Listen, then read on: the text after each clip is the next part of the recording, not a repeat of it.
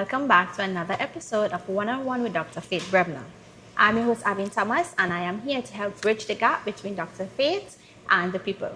So I'm going to give you all the inside scoop on her day-to-day responsibilities, all the decisions she would make, and all the reasons behind it.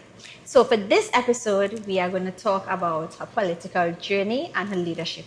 So welcome again, Dr. Faith. How are you? Thank you. It's wonderful being here again. I love this interaction between us. And yeah, the political journey has been an interesting one. It's been relatively short, but definitely one filled with ups and downs and definite interest. I'm glad to have this conversation. Okay, nice. So we're going to try to get all those ups and downs, right? Because people out there have questions as to what is going on. So tell us, let's jump right in. How did you end up joining the PDP? So in 2016, I think it was, yes, 2016, I was actually approached by the then political leader, Mr. Watson Duke, who coincidentally we went to school together. So we know each other from way back when, Roxborough Psych days. He approached me because he had just created this political organization and he thought that I would fit perfectly with that. The truth is, I told him no. Yeah. As a matter of fact, I told him no multiple times. Okay. Yes, but then there was one night where he was launching a couple candidates in Roxborough. So I went to that meeting in Roxborough and I listened to him speak and I listened to other members of the party speak. And as I was sitting there, as I was standing there watching them, I thought, this is an organization that loves Tobago. Right. And that is what I needed. I wanted to be a part of an entity that would work to the benefit of the island. So I told him at that point, you know, I sat and I listened and I definitely want to be a part. And then we decided, okay, I could be the candidate for the then seat, which was Belgarden, Goodwood Belgarden, I think it was called. So it has been a journey that started there. And it has been a fulfilling journey. I would actually say it was one of the best decisions that I've made as a politician. Right. A term that I grappled with back then, but I think coming into this role is one that it was definitely a really good decision, and I'm happy that I am still in this role at this point. Okay, nice. So thinking back to, would have been 2017, when you all would have lost your seat. Tell me what experience you would have had then, like how to now, like how you would have felt. So that waking up on election morning is always an exciting time. It was my first election, the first election as an organization. We had gone through the rigors of the day. And at the end of the evening, when the ballots were counted, I lost by 5 votes. Yeah, 1, 2, 3, 4, 5. I don't think I've counted 5 as much as I've counted 5 since that night. But what it taught me is that there was actually an art and a science behind electioneering. It taught me this concept of the election day machinery and how it's supposed to work.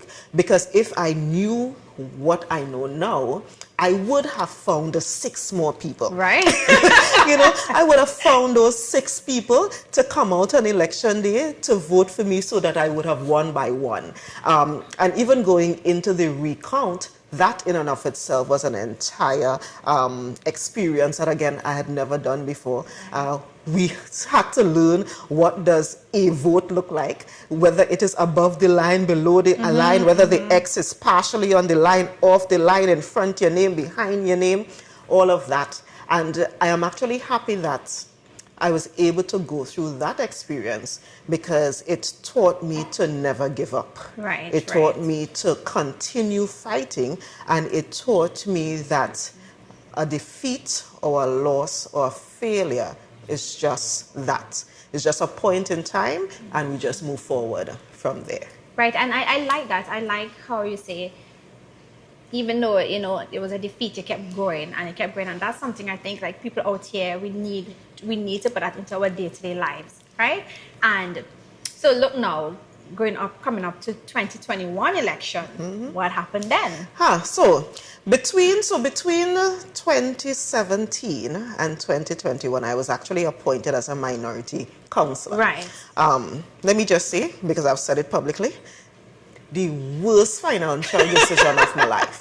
Why? As a minority councillor, you end making no money, none whatsoever.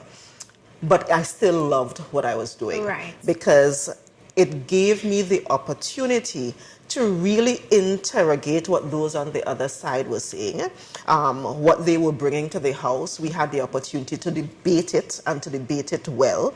And, you know, it allowed me to really understand what was happening in the political sphere, what was happening around, and how what we in the organization or we in the political party wanted to do, how it would actually change the lives of Tobagonians. So that period was pivotal in me understanding, even at a greater level, what we want for the island. You know, as I said in the last episode, when you're in opposition, all you have to do is cuss. And we did that. We did that very well. We did that very well. But then going into January 2021, where we contested the election again, and we did very well in 2021. That is where we came out with the 6 PDP Right. assemblymen, 6 PNM assemblymen, and we had the year of wrangling, going back and forth, sleeping in the assembly chamber. You know, all of those things. But we thought it was critical to show Tobagonians that even though we had the same amount of assemblymen, even though we were outside of the halls of the Executive Council because we were not the ones managing the island, we were still ready and willing to fight for Tobago, Right. which is what we did for that entire year of 2021. Again, I was able to figure out the election day machinery. We were able to do a little better job at that as an organization. We were able to learn a little bit more about what we were doing because we were all brand new. We were all neophytes. I mean, the reality is we were all neophytes and we had to learn as we went along. But some of the lessons were hard. Some of them we had to learn a very difficult way. But we are actually happy that we are here now, having gone through all Right. of those steps. Yeah. And at the end of the day, it's all about the people. Yeah. Right? It's all about Tobago and Tobago people. So tell us, like, what would have been some of your key achievements to really solidify your position in the party? So I think one of the things I figured out is that Tobagonians want true representation. And that means listening. That means interacting in a way that truly allows you to understand what their needs are, to understand what they say, and to even understand what they mean when they say other things. Right. You know, so having those interactions, being on the ground as much as we would, because, for example, during that 6-6 period, because we were not in the executive, we actually spent a lot of time interacting in our communities. As a matter of fact, in the district, in many instances when I would attend an event, even as a minority councillor, the host would recognize me Right. even before recognizing the sitting assemblyman, and I would have to say to them, "Look, Mr. Spencer there." Recognize Right. him as well. But that was because we really were spending a lot of time interacting and getting to learn what the people needed. And it's one of the reasons, for example, the organization, whenever we contested elections, we insisted on not having what you would traditionally call a manifesto. Because we thought that a manifesto was us as a politician saying to you, the public, this is what we are going to do for you. Right. What we've been using is the term mandate. And that is because we spent a lot of time on the ground chatting with cross-section of people, chatting with the fishermen, chatting with the farmers, chatting with the teachers, chatting with the young people, and asking them in essence, what do you want? What do you need? What are some of the things we could do when we become the executive to make your life a little easier? And those are the things that we actually put in our mandate. And those are the things we are continuing. And I'm glad that we are actually at a position now where we've been able to fulfill some of those. But I think going back to my ability to speak firmly, to speak positively, my ability to interact on the ground with, everybody. There are days when people meet me and they ask me, what are you doing walking here? Right. And that is a normal thing for me. There are days where I will just show up and sit down on somebody's step because, I shouldn't say that. My mother don't like that I just sit down on step. But that is just me. I mean, there is no reason in my mind for the pomp and ceremony. But I think that is part of why not just me, but my other colleagues were able to succeed as well as they have had, which led us into December 21, contesting that election and becoming victorious. I think it's important to really be on the ground and get the information from the people itself who's actually living through it. So I think that's a really good method. And, well, everybody wants to know. Everybody wants to know. Well, we would have known they would have had some kind of internal something within the party, right? Between the leader and then our chief secretary, Fali Augustine, right? How did that differences affect you emotionally?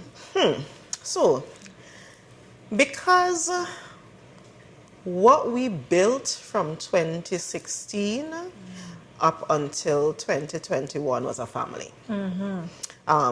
We were learning together. We bounced we head together. We grew together.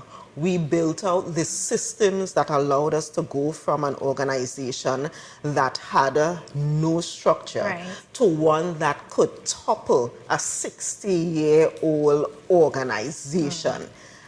That growth that we did together meant that we were a family.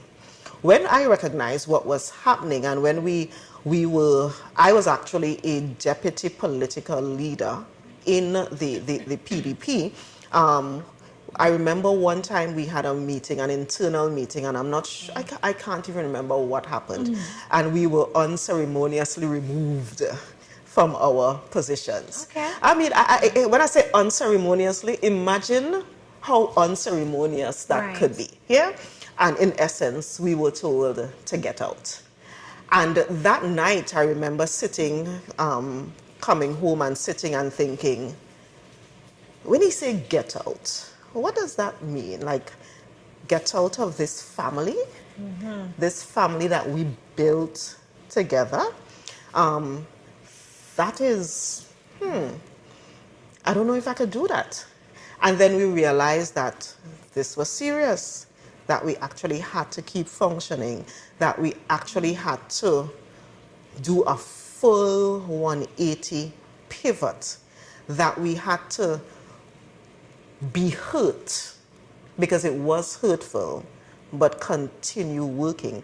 Because I remember one day, as the whole hoopla was happening, the chief secretary, Fali Augustine, came to us and he said, all of this going on, all of this is going on, but remember, Tobago needs us to continue doing what Tobago elected you all to do. So you pack up. If you want to cry in the morning, make sure and cry. Put on your makeup, put on your nice clothes, and go in the people and then work for me, please. And be the secretary, be the assistant secretary, be the assemblyman. Do what Tobago hired you to do. We would wipe our tears. We will figure it out. But we cannot allow the executive, we cannot allow the island to fall simply because we are having this internal spat. And he actually reminded us of the fact that there was a period just before when those on the other side were having their internal spat. And that caused an entire upheaval even within the Tobago House of Assembly, where they had shifted leadership and so forth. And we insisted that we were not going to do that. We would not allow the partisan political thing to affect how we ran the island. And I want to actually thank him for having that level of leadership and for in the middle of all of this, because he was going through it too. It was his family that was being ripped out of him too. Saying to us, let us stand strong and let us continue working, because this is what Tobago expects of us. So what would have been like the main push, because you and the other members would have left the party? What would have been the main push for you all to decide that, okay, we are leaving and we're going to be sitting as independents? Well, we didn't have a choice. Listen, Mr. Man kicked you out of the party. Mr. Man said earlier, go. And we were like, okay, I guess we had to go. What does that mean? And then we all started like reading through the Tobago House of Assembly Act. And I kind of want to just put a plug here so that people recognize the creature that is the Tobago House of Assembly Act and the vision of those who were the crafters of this act. In the parliament in Trinidad, if what had happened to us in Tobago happened in Trinidad, we would have all lost our jobs. We would have been forced to go back to an election. That would have been it. But the way the Tobago House of Assembly is structured, from the time you are sworn in as an assemblyman, you no longer represent your party. You represent the people of Tobago. And therefore, any member that is now an assemblyman can become the chief secretary. Most people don't know that. Even if it is somebody who is on the minority side. If the group of us decide this is the person we want to be chief sec and we vote for that person, that can happen. If the chief secretary decides that any member within the Tobago House of Assembly should be a secretary, the chief sec can decide that and make that appointment. And because the Tobago House of Assembly is structured in that way, we recognize that we could still actually go on. We could declare ourselves independent because the man kicked me out of a party. We were independent, but we would continue doing the work because the Tobago House of Assembly Act allowed us to have that kind of leeway. And we are eternally thankful to Mr. A.N.R. Robinson and those people who were the crafters, Mr. Hutchoy Charles, all of those who were the crafters of the act that would have allowed such a turbulent time to happen, but still not affect the running of the assembly. So, and this is why I like this one-on-one, because some of the things you have just said, a lot of persons do not know that, right? And so here they can come and they can get these kind of information, and that's why I am happy to be doing this, to help the people to better understand what is happening. So you all would have left the party and formed the new party, right? What led you all to forming, to launching the new party? So that was... So, one of the things we recognize is that in the middle of all of the turbulence, we would go to places and we would find people who are saying to us, what are you doing? The way the politics works in Trinidad and Tobago, a political organization really is the vehicle that gets you to the executive. Usually, most people who contest elections as independents don't really go very far, because the way the structure works, it really expects you to work and to be a part of an organization. And those people who were supporting us from back then started meeting us and telling us, hey, our election gonna come back around just now, what all you're doing? Because this independent thing, it ain't gonna work. We need to come together and we need to form a new organization. And after we kept hearing that everywhere we went, we decided, okay, we are healing a little bit. We are getting over the getting kicked out. And we now are in a better place, so we could start building something again and building that thing from the ground up. So it wasn't really us thinking this is what we are going to do. It was the population meeting us and telling us, this is what you all have to do. And I feel like that would have come about easy for them because you all would have probably done your groundwork from before, meeting them on the ground, having these conversations with them. So they, I guess, we the people would have feel it. We could have come, they could have come to you all and have those kind of conversations. So like building the whole TPP, tell us the identity of it. What would, like for you, what would you have vision from moving from that, from the party before to this? What would you have envisioned for this new party? So we went into this. So we learned several things coming out of the old party. We wanted to ensure that we created an entity that was not owned by a single individual. We wanted to never be able to experience, or anybody else have to experience, a single man saying, is he party or they get out. So we went into it deciding that the structure would be from the ground up for everything. I want to tell you, for everything. We identified a place where we would come together. We started having meetings in Shore Park, and we said to people, you all come. If you support us, the independents, come to this meeting in Shore Park. We want to start having a conversation about creating a political organization. Come and tell us what you think. Right. They came and they started telling us what they thought. We had several ideas for names. People were meeting us and telling us, we think it should be this, we think it should be that. This is what that means. This acronym gonna look real good. And we actually collated all of those, kind of dwindled it down a little bit.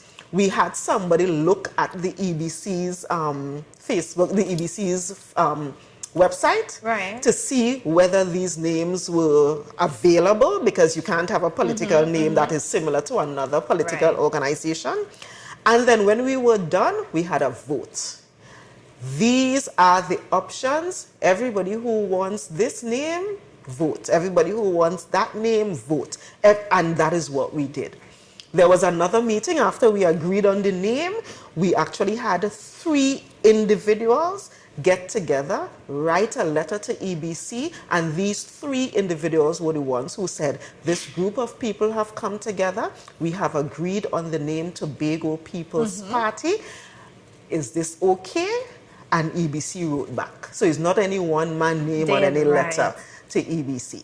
And then we met again and said, well, okay, we've agreed Tobago People's Party is what we're gonna go with. We now need a symbol. We now need a color. What should the symbol be? What should the color be? And again, the room erupted with options and so forth. The day that the anchor was selected, I was actually not at the meeting on that day because we were having several of these. But I understand in the middle of it, there was somebody who started singing the anchor holes. I know I'm not singing this week again. We're not doing that this week. But somebody started singing the anchor holes. You know, we have an anchor. Yeah. You all know what we're talking about. Somebody started singing that, and then the entire room started singing. And we were like, yeah, we're going with the anchor. And then we actually had like a designer come up and get, work on what it could look like. Same thing again, what color should it be? We looked at all of the colors, came up with blue. Again, voting, this is what we agree on, and so forth. And after we did all of that, so if you could recognize, those of us who were even in the executive of the Tobago House of Assembly, we were just in the room with this group of people agreeing that we would create this new organization. This would be the name, this would be the color, this would be the symbol, and now we are going to EBC to say, this is who we are. And I actually truly appreciate that process. I truly appreciate that process because it is one that really came from the ground up and continuing the legacy, continuing the way we started in essence on the ground, working with the people to ensure that whatever we say, whatever we do, truly represents them. I'm excited. Good, good. I guess a lot of people would be too. So, elections is coming up. 2025 elections is coming up. And 2026. 2026. Yeah, we don't know. Okay. Elections is coming up. Right? And I know the TPP will be preparing for elections. And tell me, like, your vision. I want to get, like, your vision for Tobago's future moving forward. That is a big one.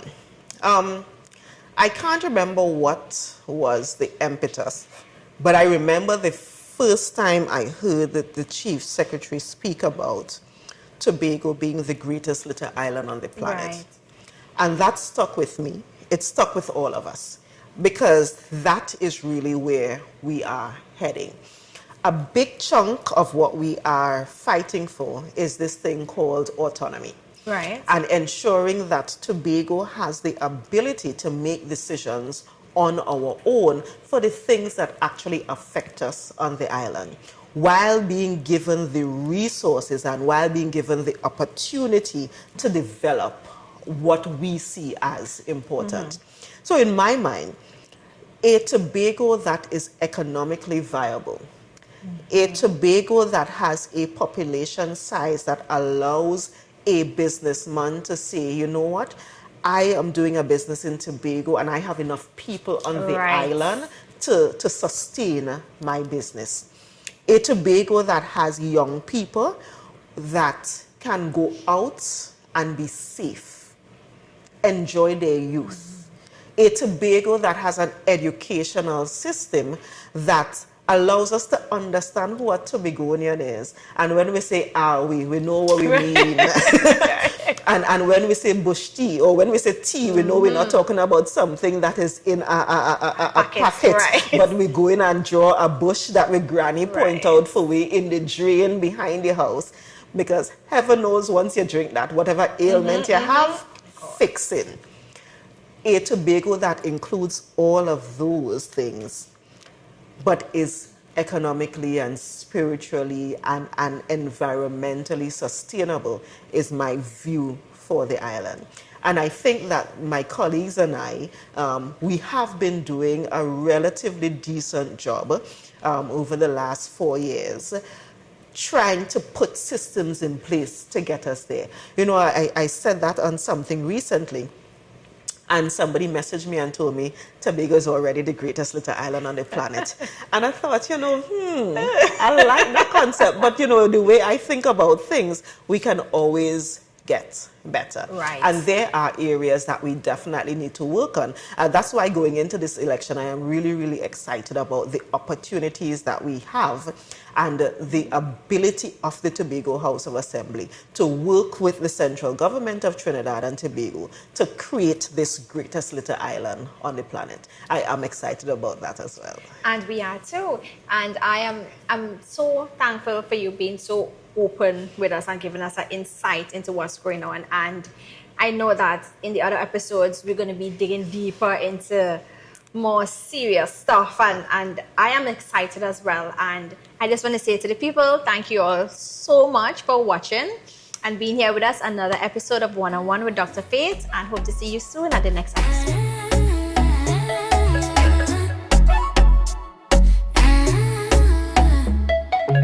One-on-one with Dr. Faith, understand that people need you. Don't let anyone tie up your head. From Tobago, born and bred. When storm come down and the pressure rise, she keep focused with the truth in she eyes. No sweet talk, just the real enterprise. Show all the budget and plans get prioritized. She tell the youth push through, don't fear, work hard, keep clean, your chance soon near. From village life to executive chair, Dr. Faith proof success does come from care. One-on-one with Dr. Faith.